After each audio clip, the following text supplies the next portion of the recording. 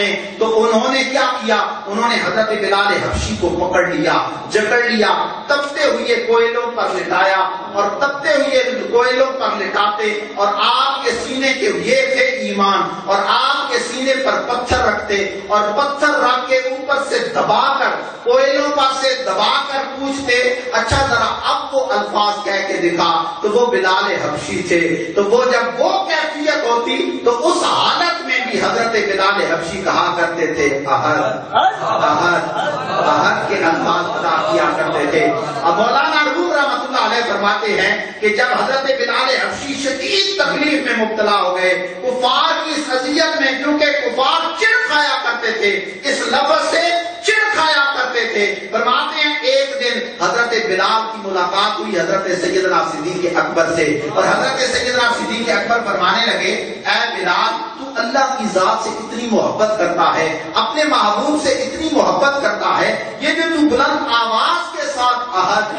احد احد کے الفاظ کو تو ادا کرتا ہے، تو اس سے جب کفار سنتے ہیں نا تو وہ تیرے اس لفظ سے چڑ کھایا کرتے ہیں، جب کفار سنتے ہیں تو اس لفظ سے وہ چڑ کھایا کرتے ہیں، تو اللہ کی بارگاہ میں ویسے ہی بڑا قبول ہے، تیری محبت اللہ کی بارگاہ میں ویسی بڑی قبول ہے، حضور علیہ الصلوۃ والسلام کی بارگاہ میں تو ویسے ہی بڑا قبول ہے، تو یہ الفاظ بلند آواز کے ساتھ کیوں ادا کرتا ہے؟ تو ایسے کیا کر کہ یہ الفاظ اپنے دل میں ادا کرتا رہا کر، روکا نہیں، فرمایا یہ الفاظ اپنی زبان سے دل میں ادا کرتا رہا کر، تیری محبت ویسے ہی اللہ کی ذات کے ساتھ بہت ہے، محمد مصطفیٰ کی ذات کے ساتھ تیرا عشق ویسے ہی بڑا بڑھ کر ہے، تو ان الفاظوں کو اپنے دل میں ادا کر لیا کر۔ اب جب حضرت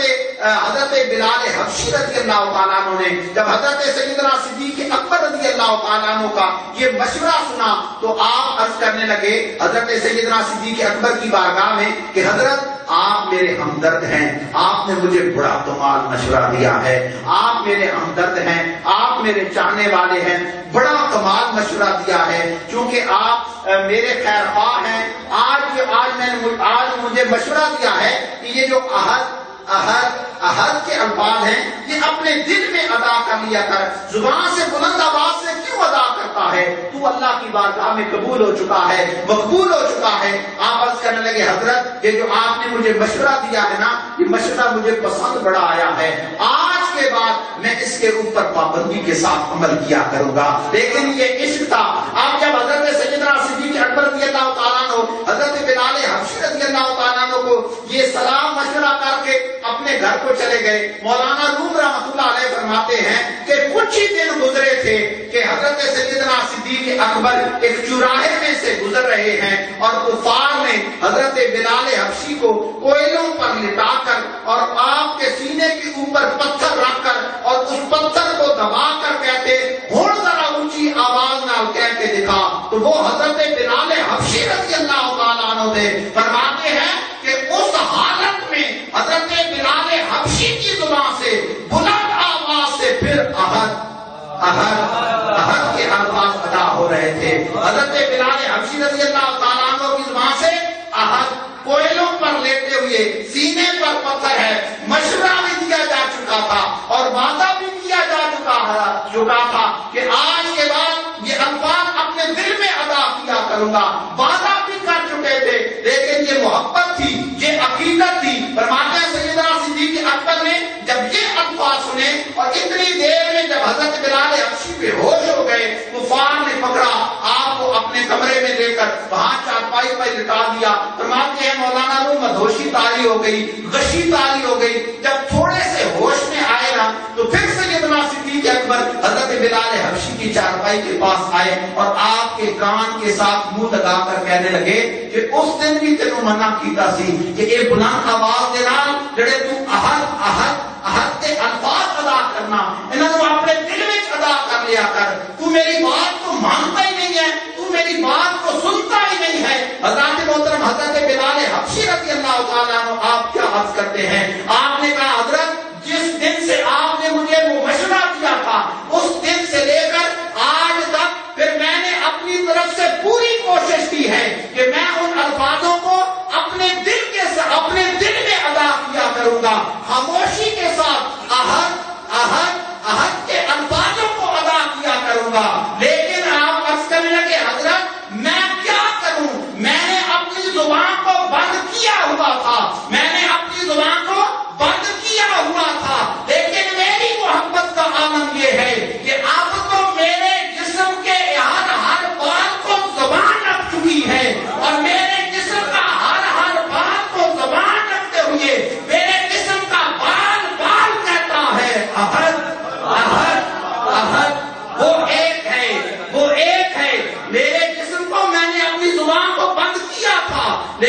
مجھ سے برداشت نہیں ہوتا، میرے تو اب جسم کا بال پاک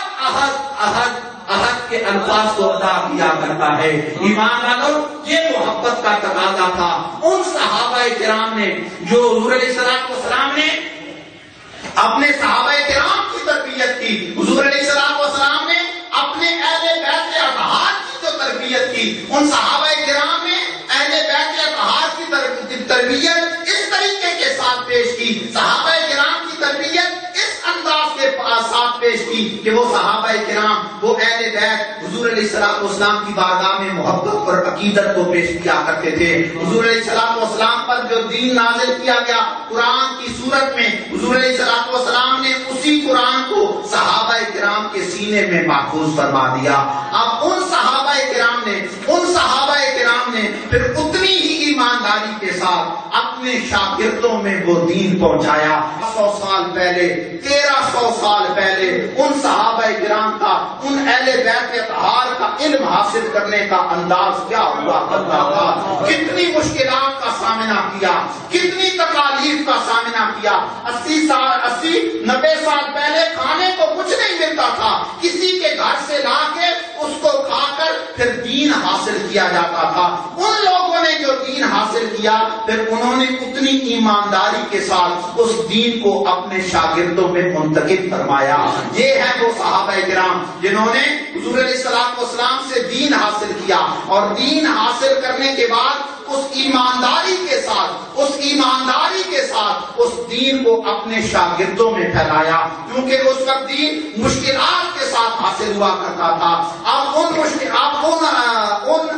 شاگردوں نے، جب انہوں نے صحابہ کرام کا دیدار حاصل کیا ہوا تھا، صحابہ کرام کی پرورش حاصل ہوئی کی تھی، اور جو سب سے پہلی بات آپ کو بتلائی ہے اس ترتیب کو انہوں نے سلامت رکھا۔ اب میں اپنی پہلے والی بات آپ کی ذہن سے نکل رہی ہوگی کہ ان صحابہ کرام کے شاگردوں نے اس ترتیب کو جب سلامت رکھتے ہوئے دین کی تبلیغ کی کہ میری محبت، میرے آل بیت کی محبت، میرے صحابہ کرام کی محبت میرے رب نے میری امت پر فرض کر دی گئی ہے۔ ان شاگردوں نے جب اس ترتیب کو سلامت رکھتے ہوئے جب انہوں نے اپنے شاگردوں میں دین کو پھیلایا، اپنے شاگردوں میں دین پھیلایا، تو ان میں سے پھر ہمارے امام سید الفقہا حضرت امام ابو حنیفہ رحمۃ اللہ علیہ کی پیدائش ہوئی۔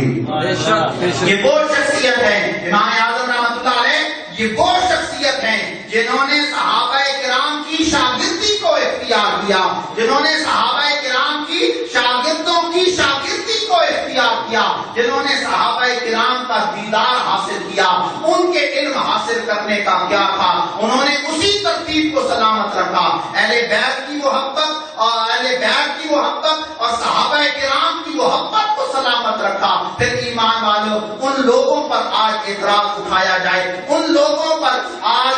اعتراض اٹھایا جائے تو کتنی بڑی زیادتی کی بات ہے۔ وہ امام اعظم رحمۃ اللہ علیہ جو فقیہ ہیں، آج تھمنے لگا کر سوشل میڈیا پر یہ پوچھا جاتا ہے کہ امام ابو حنیفہ رحمۃ اللہ علیہ افضل ہے یا امام بخاری رحمۃ اللہ علیہ افضل ہے۔ حضرات محترم، یہ آج سوال پیدا ہوتا ہے، ان کا آپس میں کوئی مقابلہ ہی نہیں ہے۔ یہ ہمارے ذہنوں میں وسوسے ڈالنے کے لیے آج یہ باتیں کی جاتی ہیں۔ حضرت امام ابو حنیفہ رحمۃ اللہ علیہ کی ذات وہ ذات ہے جنہوں نے صحابہ کرام کا دیدار حاصل کیا ہے، صحابہ کرام سے آپ نے تربیت حاصل کی ہوئی ہے، صحابہ کرام کی اس ترتیب کو انہوں نے سلامت رکھا، ادب مصطفیٰ کو بھی سلامت رکھا، اہل بیت اطہار کی محبت کو بھی سلامت رکھا۔ یہ ہے ہمارے اور آپ کے امام حضرت امام ابو حنیفہ رحمۃ اللہ علیہ۔ یہ جو آپ ہم نماز پڑھتے ہیں، شریعت کے مسائل پر جو ہم